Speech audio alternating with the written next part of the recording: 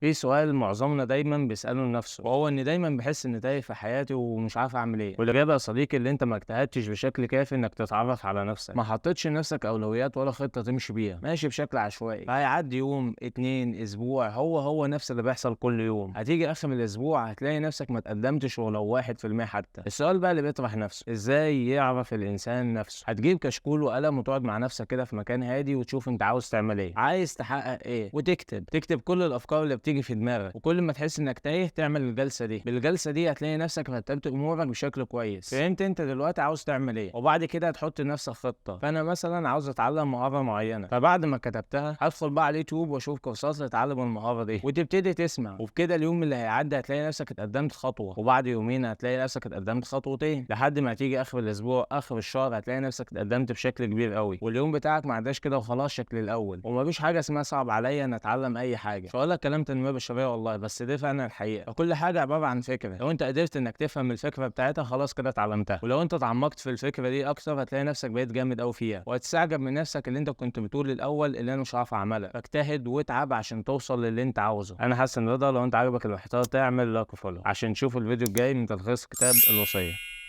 مع السلامه.